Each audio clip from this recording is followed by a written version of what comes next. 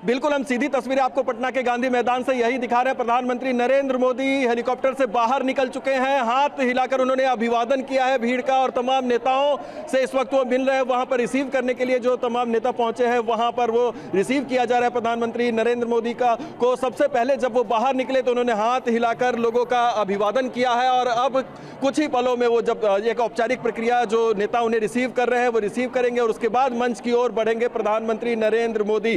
तो इस वक्त की सबसे बड़ी खबर यही है कि प्रधानमंत्री नरेंद्र मोदी इस ऐतिहासिक शपथ ग्रहण समारोह में बतौर मुख्य अतिथि यहां पर पहुंच चुके हैं, और अब मंच की ओर बढ़ते हुए आपको दिखाई देंगे। चहलकदमी करते हुए आगे बढ़ते हुए नेता कुछ हमें यहां पर दिखाई दे रहे हैं, और अब कुछ ही पलों में मंच पर आपको दिखाई देंगे प्रधानमंत्री मोदी, और ऐतिहासिक इस शपथ ग्रहण समारोह की जो प्रक्रिया है वो अब शुरू हो जाएगी।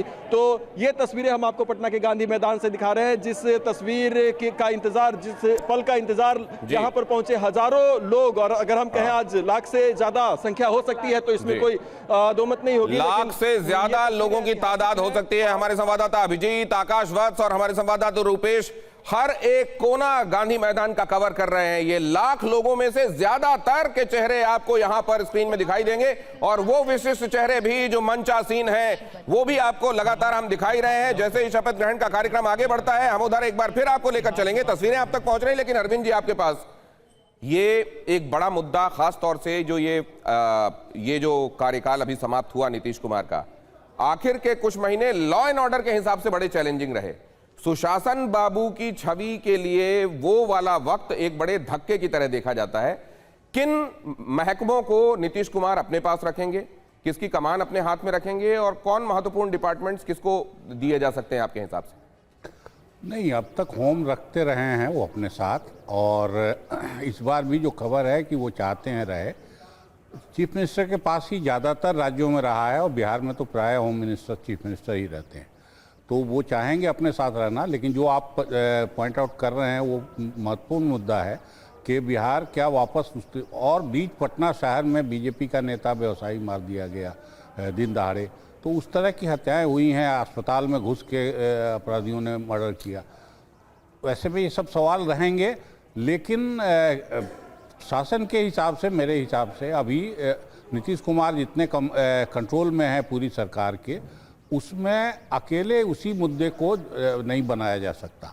फाइनेंस की बात रहती है, आमतौर पे बीजेपी के लोग फाइनेंस मिनिस्टर रहे हैं, लेकिन इस बार दो डिप्टी चीफ मिनिस्टर बनाने के बाद क्या फाइनेंस उनकी तरफ जाएगा, ये इस पे भी डिपेंड करेगा कि विधानसभा का अध्यक्ष किसको बनाया जा रहा है, क्योंकि वो मुद्दा भी इससे जुड़ा हुआ है। विधान परिषद का अध्यक्ष को जोड़ के जेडीयू ने चाहा कि इसको बार्गेनिंग में अपनी तरफ ले आएँ, तो वो मसला है, वो कैसे सुलझा है। मेरे ख्याल मुख्यमंत्री बनाने के कीमत में मुझे लगता है कि बीजेपी ज़्यादा बढ़िया मंत्रालय लेने की कोशिश करेगी। नीतीश कुमार के कुछ बहुत ही भरोसेमंद लोग हैं, बल्कि एक सज्जन तो 35 साल से मंत्री हैं, और उनके कामकाज पे और उनके व्यवहार पे किसी को शिकायत नहीं है अभी तक मेरे ख्याल। तो उस तरह के रिलायबल लोगों को लेके फिर उनको क्या कम महत्व का मंत्रालय दिया जाएगा, ये सवाल भी है। लेकिन नए लोग, मेरे जैसे लोग बार बार ये चाहेंगे कि 20 साल के बाद इतना मैसिव मैंडेट मिला है, तो अब नए प्रयोग शुरू होने चाहिए, नए लोगों पे दांव लगाना चाहिए, और नई मिनिस्ट्री बंटनी चाहिए, नए तरह से काम होना चाहिए। ये जो आप नए प्रयोग कह रहे हैं सर, ये किसी भी तरह के अभिनव प्रयोग के लिए, नए प्रयोग के लिए, कुछ नवाचार के लिए कितनी गुंजाइश है अभी, ये भी एक बड़ा सवाल है।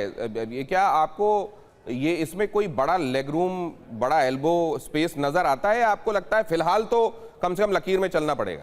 नहीं, देखिए, हर बार जो नेता होता है, राजनेता होता है, जो सामाजिक काम के लिए घर से निकला होता है, उसके दिमाग में कई चीज़ें फलती फूलती रहती हैं, और अवसर मिलने पे वो निकल के आता है। नीतीश कुमार ही हम सब लोगों के लिए 74 से सीनियर रहे हैं, लेकिन जब मुख्यमंत्री बने तो उनके दिमाग से कितनी चीज़ें निकली हैं अच्छी, एक पर एक। तो अब वो निकलना मैं मानता हूँ कि नहीं है, और जो स्कीम आई हैं उन सब को, मेरे जैसे लोगों को भी शक है कि ये नरेंद्र मोदी और अमित शाह जी के दबाव में आई हैं ये योजनाएं, इंक्लूडिंग ये 10,000 रुपया देना। नीतीश कुमार के लिए इस तरह की योजनाएं नहीं चलती थी। तो एक सीमा पे आके हर किसी का जो नयापन है वो ख़त्म होता है, और जो भी नया आता है, मेरे ख्याल जितने लोग जीते हैं और एक से एक ब्राइट लोग आए हैं, तो वो जब आते हैं तो उनके दिमाग में कुछ ना कुछ आइडिया होता है, समाज में काम करते हैं। हम आप अपना काम करते हैं, हम अपने काम में नया आप ये